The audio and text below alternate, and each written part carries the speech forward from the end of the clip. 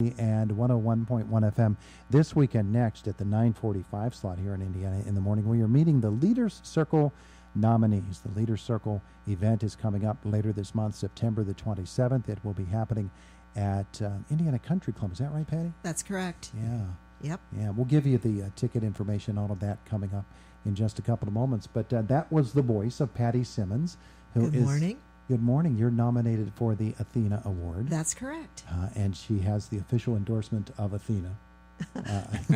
We'll explain that. It's a story. There's a story behind that. We'll explain that in a couple of minutes. And Brad Peterson is with us as well. Hey, good morning. Brad is nominated by the Quota Club International. That's correct, yes. Yeah. Well, it's good to have you both in the studio with us here today. Patty, let's start with you.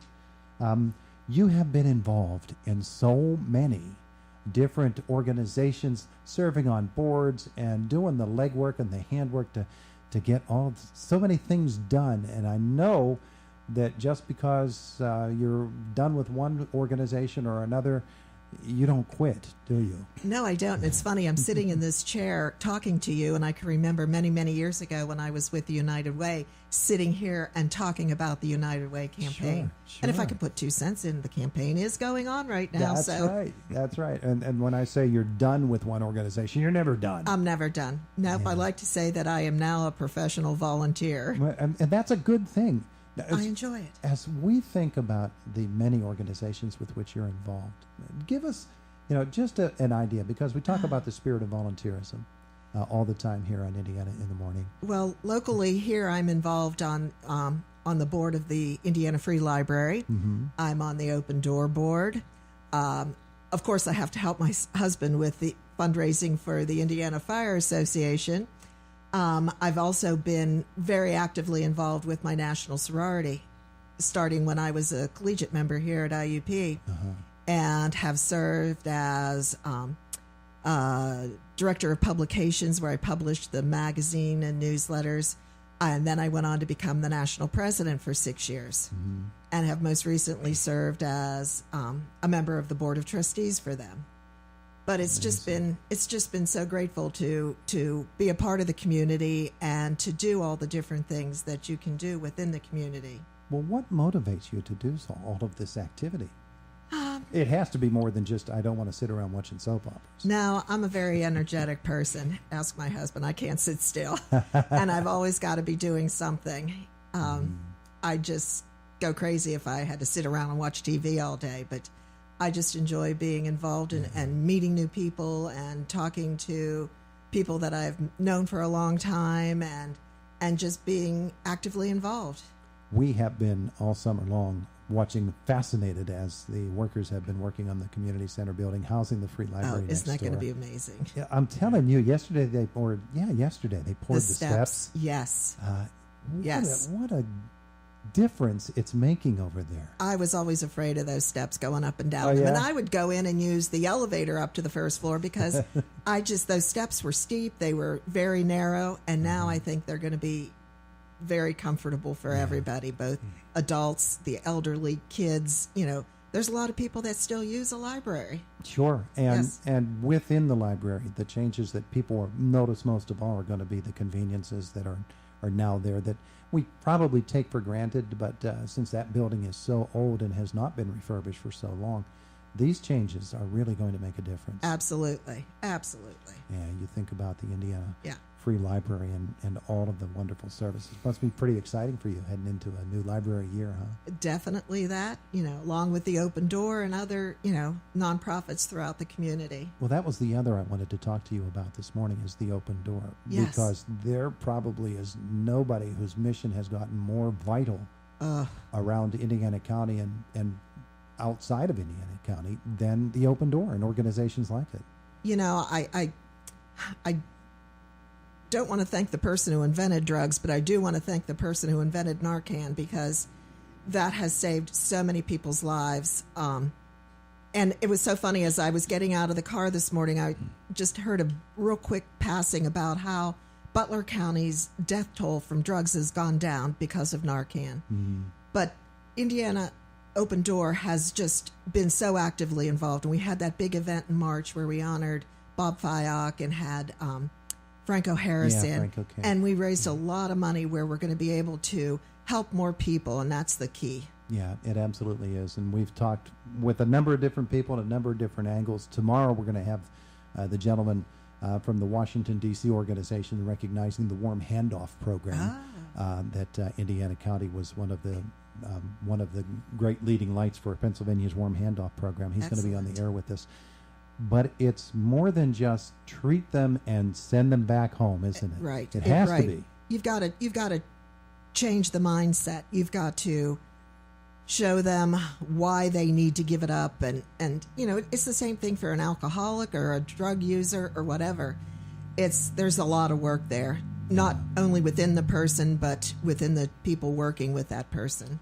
Patti Simmons with us this morning, one of the nominees for the Athena Award. Now, the Athena Award celebrates people who open doors of opportunity for women. For women, among others, yes, yes. For you, what does that mean? Well, you know, it means that, I don't know, I look at the Athena Award, and it's presented to a woman who is honored for professional excellence, for community service, and actively assisting women. But there are so many women within the Indiana community who have done that exact challenge. And I look at the others that are nominated along with me, and I'll tell you what, I wouldn't want to be the person having to choose one, because there's a lot of good people out there. There really, really are. Well, congratulations to you. And tell the story real quickly about the Athena. Real quick. My husband and I were in Nashville a couple of weeks ago, and there is a huge Parthenon down in Nashville like you'd see in Greece. Yeah. So we went into it, and what did I find but a 41-foot Athena. Not solid gold, but gold-plated Athena. I looked like a little ant standing in front of her. And in her hand, she was holding the goddess Nike, who is the goddess of energy. And I really encourage anybody who has a chance to get to Nashville, check that out. Check it out. Now, I've been there, and I've been to the Parthenon. Somehow I missed the statue. I don't know how do you miss missed it. a 40-foot statue, Brad? I don't know. That's pretty hard to do. So maybe you don't have the support of Athena over anybody else, but certainly the spirit of Athena is something to celebrate. The spirit of Athena is amazing. Absolutely. Let's meet Brad Peterson as well. Brad is nominated by the Quota Club International of Indiana County, and Brad, you, of course, in your professional career are in a position where you can help people. And in your private life as well, that seems to be something that is really close to your heart, too. Yeah, very much so, yeah. In working in the financial services industry, I've always enjoyed the fact, as you just mentioned, of being able to assist people and trying to reach and attain their financial goals and obviously try to improve the quality of their life. And with that kind of, I guess, transcends into some of the community and civic work that I've been doing over the years.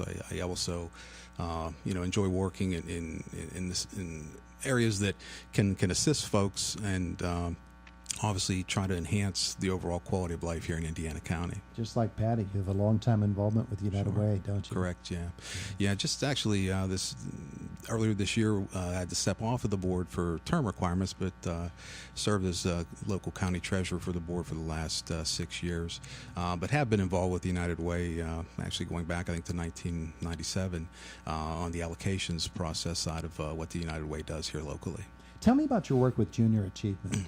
I've been involved with Junior Achievement for roughly about 20 years as well now, and with Junior Achievement, basically their mission is to obviously inspire young people to empower their own lives through economic and financial literacy and education, to promote entrepreneurship and in workplace development, basically at a secondary education level. With that, serving both on the local board as well as working in the classroom. I do a lot of volunteer teaching within classrooms here throughout the county.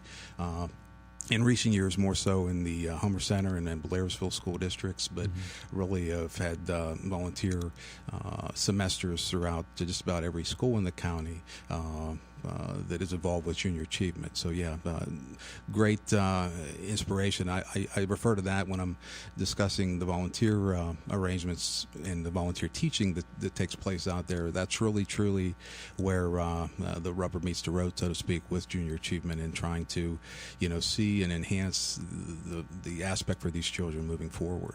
Preparing young people for careers. As you said, you've done it for all these many years, so you're the perfect person to talk about with it. The market, the landscape is changing so much, and very quickly there are changes coming in the employment picture and expanding horizons, all kinds of opportunities out there for kids.